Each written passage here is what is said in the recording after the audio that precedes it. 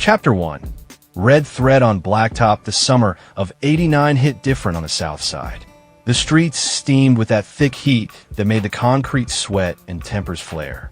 On 87th and Colfax, kids tossed ice in alleys while old heads smoked menthols and leaned on rusted-out Chevys. And right in the middle of it all was D-Lock, wearing red silk pants and a Pimp C smile, counting folded bills on a Cadillac trunk. He wasn't just flossing, he was bossing. D-Lock wasn't your typical gangster disciple. While other GDs saluted with the forks, he threw up a variation, half-hearted, modified pitchfork. To the untrained eye, he was just another BGD hustler with flair. But those who knew, they understood D-Lock was building something else, something that didn't quite fit into the mold Hoover laid out from the joint. The crew called themselves the Boss Pimps, but it started quieter, more coded. The letters BOS slid under radars, standing for Brothers of Struggle. They operated under GD's umbrella, wore the black and blue, honored the star. At least on the surface. But behind closed doors, inside dim-lit basements and corner store parking lots, the talk was different. D-Lock and a few trusted lieutenants, Kenny Two Straps, Lil Maze, and Big Taz, were crafting their own code. A creed that sounded like GD on paper, but didn't walk or talk the same. Why we gotta be somebody else's soldier? D-Lock would say, his voice syrup-thick and slow. Hoover upstate writing laws, but we the ones catching bullets out here. There were whispers of other BOS crews in the pen, BOS folks, even some high-ranking GDs using it as a side brand. But what D-Lock wanted was different. He saw a crew that could blend the flash of the Pimps with the structure of the folk nation.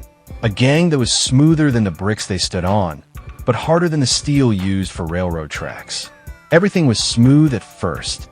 The GD hierarchy didn't care as long as tribute was paid, corners were held, and flags flew the right way.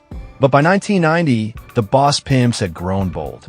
The six-pointed star started disappearing from their art. Blue started bleeding into red. And then came the bunny, a hooded Playboy logo tagged next to dollar signs. That's when everything started boiling. It was in Jeffrey Manor where things cracked. The GDs, they weren't like the others. They didn't like funny flags or crews with extra letters. The Manor GDs held tight to tradition, to Hoover's script. They saw the Boss Pimps as arrogant renegades with too much swagger and too little respect. One night, Lil Maze got jumped outside a liquor store off 95th. They broke his ribs and left a message spray-painted in blue over his limp body. Stay in your lane. That was the first shot. The Pimps responded by tagging red bunnies all across the manor, some with cracked six-point stars crossed out beneath them. D-Lock rolled up in a white El Camino with 2 Macs in the trunk and a smirk that said, "Come see about it." From that point on, the truce was done. The Boss Pimps didn't officially declare war with GDs, but their move said it all. They added an extra S to their name, switching from Brothers of the Struggle to Brothers of the Strong Struggle. They were no longer under GDN, no longer under folk. They were on their own. And in Chicago, being on your own meant one of two things: you die fast, or you build something so real the whole city gotta respect it. The Boss Pimps chose the second. Chapter 2. Code of the Bunny. The night air reeked of gasoline and fresh spray paint. A streetlight flickered over 93rd and South Chicago Avenue, casting a ghostly glow on the red bunny tagged across an abandoned bus stop. Right under it, in shaky but deliberate strokes, were the letters BOSS. And below that, in tight cursive, "We don't follow. We lead." Lil Maze stood back, half laughing, his hoodie soaked in sweat. Beside him, Tasha, his ride or die from back in grade school, handed him the lighter. "You know this is gonna piss the Manor GDs off, right?" she said, smirking. "That's the point, baby. Let 'em burn with it." But it wasn't just for show. Every tag, every corner reclaimed, was a move on the board. D-Lock had plans, big ones. And while he played smooth on the surface, behind closed doors, the Boss Pimps were undergoing a transformation. The old ways, six-point stars, pitchforks, folk literature were quietly fading out. In came new codes, a new structure. The bunny symbol wasn't just for flash. It meant hustle. It meant street elegance, mixed with violent precision. The hood on the bunny meant they were hidden. The dollar sign? Self-explanatory. Their color now? Red and blue. The same color of blood spilled from the struggle, and a middle finger to every set that expected them to bow down. And with the rise of that symbol came the reprogramming of every soldier in the crew. In a basement off 106th and Calhoun, D-Lock stood before a group of new recruits. Some were fresh off their first drill. Others still had court cases pending. The room smelled like blackened milds and gunpowder. A single bulb swung overhead. "We ain't GDs no more," D-Lock said, tapping the board behind him. "We not folk. We not under nobody's flag. Y'all bosses now. That mean you stand tall on your own. That mean you don't wait for orders from a man in a cage. We make our own code." Big Taz stepped up with a fresh stack of pocket-sized red books. "The manual," he said simply. Inside was the gospel of the Pimps. Rules, symbols, history, codes of war, codes of silence. And most important, loyalty wasn't to a nation, it was to the struggle. From that day, initiations changed. Symbols changed. Even their language evolved. Folk love was replaced with boss talk. They called each other boss or pimp. And every time a boss pimp took over a new block, he tagged the $sign with a hooded bunny on every lamppost. But this wasn't just a rebranding, it was survival. Because as the pimp identity got louder, the city's eyes got sharper. The vice lords caught wind. Apache Stones called out the disrespect. And the GDs? They weren't just mad. They were plotting. Whispers filled cells in Stateville and the county. Words like traitors, violators, renegades. The folk table had been disrespected, and some of its oldest members were calling for blood. Back on the streets, D-Lock knew it too. He felt it every time he lit a cigar. Every time a random car slowed down by the barbershop. Every time a phone rang and nobody answered. Still, he smiled, because what the world was starting to realize was this. The BOSS weren't just a crew. They were a virus in the system, moving quiet, spreading fast. And in this city of old-school rules and ancient alliances, that made them the most dangerous kind of active gang. Chapter 3. Everybody killa, they called him Red Eye. Nobody knew his real name, and if they did, they were too scared to say it out loud. Hearing his name the night, he shot 3 vice lords through a car window, eyes burning red from rage and weed smoke. He didn't miss. Never did.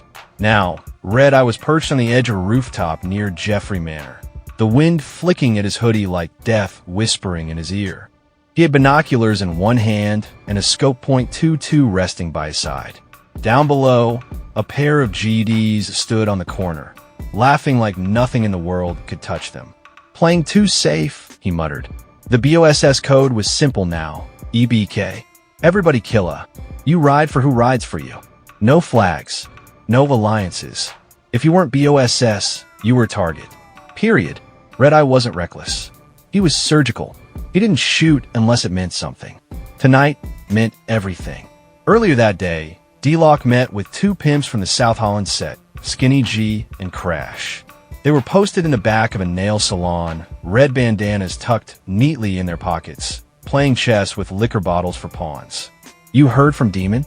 Crash asked, cracking his knuckles. D-Lock shook his head. That man ain't been right since the breed deal fell through. Burnt too many bridges. Skinny G leaned forward. "You know what that means, right?" D-Lock nodded. "We make our own path." The Black Souls had already opened conversations. So had a few new breeds out west. They weren't ready to claim alliance with the BOSS flag yet, but they were watching closely. "We don't need friends," D-Lock finally said. "We just need room." Crash laughed. "Room to breathe, or room to bury him?" "Both." That night, word came down from one of the young gunners that a GD set on 96th was planning a raid. Said they'd had enough of the disrespect, the colors, the symbols. Said the pimp bunny was going to get skinned. D-Lock didn't flinch. "We let him come," he said. "Let him feel that strong struggle." Red Eye had already moved by the time D-Lock spoke those words. He was a ghost with a mission. One shot fired. One GD hit the ground. The other ran screaming into the dark. He left behind his hat, black, laced in blue, with 6 points faded in bleach. Red Eye picked it up and stuffed it in his pocket. At sunrise, Jeffrey Manor was quiet. Too quiet. On the BOSS side, The whole set had gathered at an old boxing gym turned trap house. They didn't speak, just stood around a table with the bloody GD cap sitting in the center like a trophy. D-Lock looked around the room. This city been playing us small for too long. They forgot who we were before the symbols, before the stars, before the alliances. We were soldiers, pimps of power, hustlers of war. We still are. He held up the hat and lit it on fire. No more peace talks. We BK now. We bosses. The room erupted. That night, Chicago felt different. Red wasn't just a color anymore. It was a warning. Chapter 4. Stray loyalty. The air in Calumet Heights carried a charge, like static before a storm. The streets smelled like summer sweat, gunpowder, and betrayal. That's how it always was before something big went down. D-Lock was pacing inside a garage off 93rd and Luella, his red fitted cap pulled low and his hoodie half zipped, revealing the bunny with a $sign logo stitched into his undershirt. The whole crew was present: Crash, Skinny G, Jay Peso, and 2 new youngins from the Wild Hundreds who barely had their feet wet. On the wall behind them, spray painted in fat crimson letters, were 4 letters. BOSS. Crash rolled a blunt and spoke without looking up. "You sure about that kid Peso brought in?" Lil Raw. D-Lock stopped pacing. "You been tested?" Peso nodded. "He caught his first body last week." Latin King tried to press up on 91st. Didn't even hesitate. Crash grunted. "Still feels off. Eyes too twitchy." "Eyes don't kill," D-Lock said flatly. "Triggers do." Meanwhile, down in Jeffrey Manor, GD sets were buzzing. Word had gotten out that the boss pimps were meeting up with Black Souls on the low, and that had some Folk Nation heads worried. GDs never forgot how the pimp split, never forgave it either. And now, BPs were flexing again, tag gin up walls, shooting at corners, flipping symbols on murals. It wasn't just disrespect, it was declaration. Jermaine, a younger GD with rank, was riding shotgun with his big homie 6 Trey, a known enforcer who once carved a pitchfork into a vice lord's chest. He was old school, bread and blood. "You believe them BOSS fools really think they can stand on their own?" Jermaine asked. 6 Trey gripped the wheel tighter. "Don't matter what they think. They move like they free, but freedom come with a price." Jermaine raised an eyebrow. "And we gon' be the collectors?" 6 Trey smirked. "Best believe it." Back in the garage, D-Lock opened the floor. "We got pressure coming from the east, south, and now even the west side. Folk Nation trying to surround us. They think 'cause we small we'll fold. But they forgot one thing." He slapped the table. "We built this city." The room nodded, jaws clenched, eyes sharp. Jay Peso stepped up. "So what's the move?" D-Lock lit a cigarette and blew smoke upward. "We hit Jeffrey tonight." Silence. Even Crash's lighter stopped clicking. "You want war?" Skinny G asked. D-Lock locked eyes with him. "I want respect." Midnight came fast. 3 cars deep, no headlights. ARs, MAC-10s, and Glocks tucked in duffel bags. Red bandanas tied low. They weren't looking to send a message. They were the message. As they crept down the block, Red Eye sat in the last car, eyes laser-focused on a mural that had the audacity to still wave the 6-point star, bold as ever. He rolled down the window, lifted the Mac, and painted over it in fire. By morning, 4 GDs were dead. 1 was paralyzed, and Jeffrey Manor was bleeding. But the bunny was still smirking, still standing, still strong. And the streets of Chicago started whispering again, "The Pimps is back." Chapter 5. Bunny over bricks. were the hits spread like heat in July. Every hood on the south side was buzzing. Young ins were hyped, old heads were cautious, and the city was holding its breath. The boss pimps had just reminded Chicago why their name rang bells and why you don't forget about the underdogs. At a corner store on 87th, Rico Red Hood was posted up, leaning on a payphone like it was 1993. He wasn't making a call. He was sending a message. His shirt was loud red, hat backwards, and the bunny emblem shone on a silver chain across his chest. Folks in the neighborhood stared, but no one stepped. An older man, one of the local OGs from the Stones, shook his head as he passed. "Y'all making it hot out here again." Red Hood smirked. "Ain't no cooling down when respect been gone too long." That same day, in a smoky garage off 119th, Crash was meeting with Mello, a new breed affiliate with Clout. It didn't shake hands, they nodded. That's how business was done when blood stained the pavement. "You bringin' heat to my side, boss man," Mello said, lighting a blunt with fingers stained from money and war. Crash exhaled slow. "We bringin' business. Them GDs? They scattered. You got room to move now." Mello took a drag. "I ain't trying to clean up nobody else's war." Crash leaned in. "Then join it. Ride with us. EBK ain't just a motto. It's a movement." There was a pause, then a grin. By the end of the week, GDs were tightening up. Jeffrey Manor turned into a fortress. Folks were patrolling like soldiers, night watches, checkpoints, straps fully loaded. Word was 6 Trey had put a bounty out. 5 stacks for D-Lock, 10 if he came breathing. Meanwhile, D-Lock was posted at the old roller rink turn trap spot near 111th. The music was off. The only sound was his thoughts pacing as fast as his feet. "We move in too fast," Peso said from the couch, rolling up. "We movin' right," D-Lock answered. "You sure?" D-Lock stopped, stared at him. "You ever seen a bunny run from a pit bull?" Peso shook his head. "Exactly. We don't run. We move smart." Outside, the new recruits were sharpening up. The young boss Pimps had heart. They wore red and blue proudly, even in heavy GD areas. They tagged corners, passed messages, pushed weight, and never flinched. The bunny was no longer a joke. It was a warning. One night, a young pimp named Scully was caught slipping near the train tracks by a pair of GDs. They stomped him out, carved a 6 in his back with a blade. He crawled back to Coopville, bloody but breathing. When Crash saw him, his jaw clenched so tight you could hear his teeth grind. "They signed the papers," Crash muttered. "War?" Peso asked. "No," D-Lock said from the shadows. "Execution." 2 nights later, 3 GDs went missing. No calls, no witnesses, just blood trails, empty shells, and silence. Chicago was starting to feel it again. The city didn't sleep, and neither did the boss Pimps. Chapter 6. Red flags and black nights. The storm didn't come from the sky.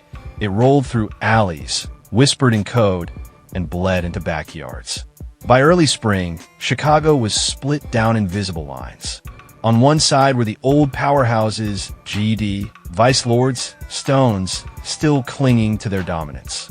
On the other, a new breed of hustle and hate. Boss Pimps, red and blue flags, bunnies with hollow eyes and full clips. D-Lock, Crash, Peso, and the rest had gone from whispers to headlines. The block on 108th and Calumet was now called Red Carpet by insiders. Not because of fame, but because anyone stepping on it left footprints in blood. Crash sat at the edge of the trap house, cleaning his Glock like it was sacred. Across from him, a new recruit named Junebug was shaking. "You ever pop one before?" Crash asked, no judgment in his tone.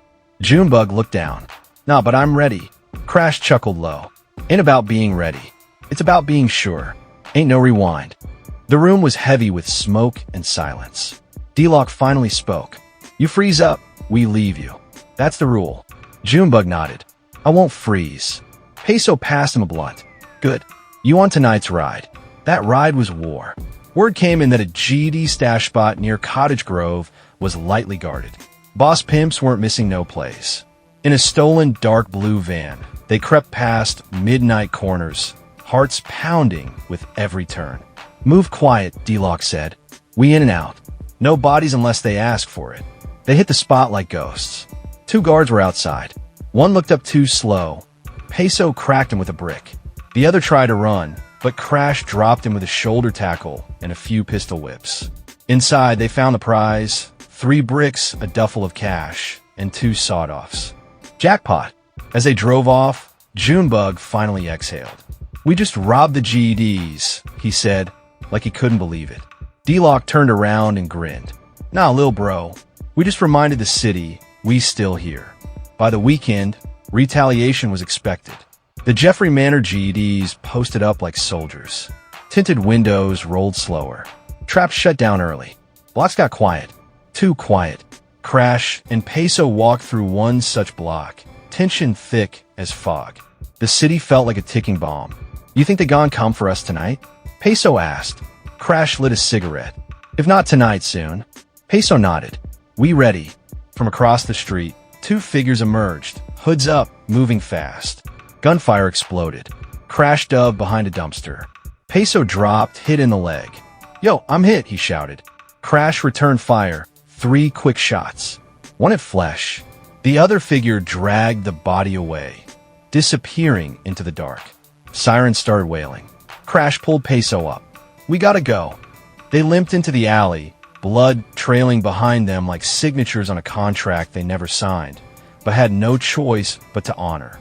Later, in a dim-lit basement, Peso gritted his teeth as a girl stitched his leg with a sewing needle and vodka. This ain't what I signed up for, he said through clenched jaws. D-Lock leaned in. It's exactly what we signed up for. This ain't a crew, it's a kingdom. And war is the price of building one. No one replied. The silence was loyalty. In the world of the boss pimps, the rules were clear. You don't beg for respect. You take it. And if blood must be spilled, make it count. Chapter 7. The coat of the bunny, $8 scribbled on the wall in red paint. A Playboy bunny beneath it, head up, eyes cold. Underneath, the words, Everybody K. It wasn't graffiti, it was a declaration. A new religion in the concrete jungle. Crash stood back, admiring the mural some youngins had put up on 115th. It wasn't perfect, but it was raw, like everything they stood for. He nodded in approval. This block ours now, he said. Junebug was with him, fresh Timberlands, and a new pistol, more confident now. We ever gonna be like the GDs? That deep. Crash smiled, but it wasn't joy, it was war-worn truth. Hell no, we ain't trying to be like them. We trying to be more than them. This ain't no movement. It's a motherfucking moment. One they ain't ready for. Elsewhere, in a trap on 79th, D-Lock was chopping it up with a pimp OG named Reed who had just come home from a 12-year bid. You heard they calling us EBK now? D-Lock asked, sipping from a styrofoam cup. Reed nodded. Everybody killa. Yeah, I heard. You rockin' with that? Reed leaned forward. Long as they know what it mean. Ain't no love unless it's loyalty. Anybody step wrong, they could catch one. D-Lock raised his cup respect. The war with the GDs wasn't just bullets, it was principle. In Jeffrey Manor, tensions were boiling. Word on the street was they were taxing local dealers. Those who didn't pay got pistol whipped or worse. Peso and Crash ran up on a corner boy that had flipped GD the week before. You ain't boss no more? Crash asked him. The kid shook his head. Nah, I'm just trying to make money, man. Peso raised his pistol. Then pay the tax. The kid hesitated. Y'all ain't got a right no more. Y'all not folks now. Crash grabbed him by the collar. We don't need a 6-point star. Our star's 6-pointed in blood. That's boss math. They took the product and left him breathing, but just barely. Meanwhile, Lil China, the only female shooter in the Pimps, was carving her own legend. On the east side, she caught a group of Apache stones trying to mark a boss pimp wall. She lit one of them up in the leg before they could even react, then walked away like she had just bought cigarettes. When word got back to D-Lock, he called her in. You making noise, he told her. I'm a noise, she replied. He smirked. You down for the next ride? Always. By the end of the week, 3 GDs were shot, 1 trap was robbed, and 2 pimps were arrested in connection to a weapons bust. The heat was on, but boss pimps weren't falling back. They were doubling down. Crash gathered the core in a basement on 114th. The lights were low, the air thick with smoke and tension. We ain't folks. We ain't people. We boss.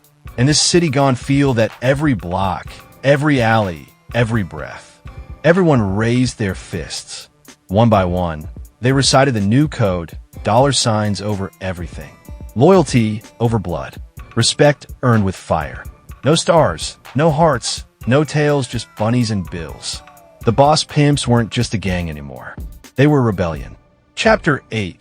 Jeffrey Manor Inferno. The Jeffrey Manor beef wasn't new. It was decades old and blood-soaked. But this time, it felt different. This time, both sides wanted war like it was air.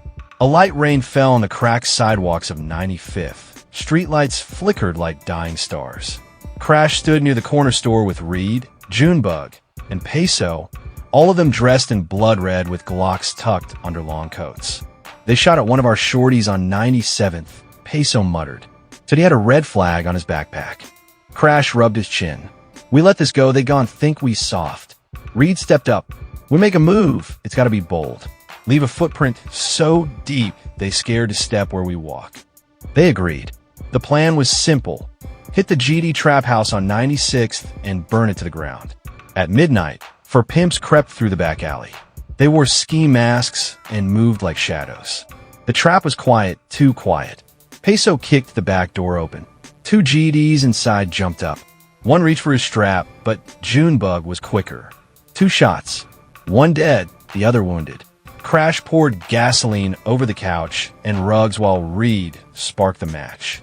You boys should have stayed neutral, Reed told the survivor as the flames licked the walls. They left him screaming as the fire painted the block orange. By morning, it was all over the news. But on the south side, it was just another Tuesday. Later that week, retaliation came hard. Crash's younger brother, Trey, was ambushed on his way home from school. A van pulled up. 3 masked GDs jumped out and beat him with bats. He lived, but barely. When Crash saw him in the hospital, bandaged and broken, he didn't speak. He just stared at the wall, jaw clenched, heart on fire. Reed came by later. It's war now. Crash nodded. War it is. The retaliation was surgical. They waited until a known GD birthday party at a local rec center. No children, no women, just soldiers celebrating. At 9:47 p.m., 3 Pimps opened fire from a black sedan. 7 hit, 3 dead. Crash rode shotgun, face cold, pulse steady. The city tried to ignore it. Cops came around, but never stuck. Reporters called it inter-gang disputes. To the neighborhood, it was survival. To the boss Pimps, it was legacy. The streets started to call it the Jeffrey Manor Inferno. Every block carried smoke. Every wall, a story. Red flags danced in the wind like warning signs. That Sunday, at a low-key meetup, Crash addressed his circle. We ain't backing down. Not now. Not never. Someone asked, how far are we taking it? Crash looked him in the eye, till they say our name in hushed tones. Till kids write BOSS in notebooks. Till blue and red is feared like fire. The room went silent. Then Reed raised his fist. Bosses don't bow, and neither would they. Chapter 9, Deals, Dollars, and Double Crosses Southside was always about hustle. But after the firestorms in Jeffrey Manor, the boss Pimps had to evolve. Crash knew wars cost money. Bullets weren't free. Lawyers weren't cheap. And funerals? Way too expensive. You trying to stay kingpin or end up another hood martyr? Reed asked him one night over a blunt and a bottle of Crown.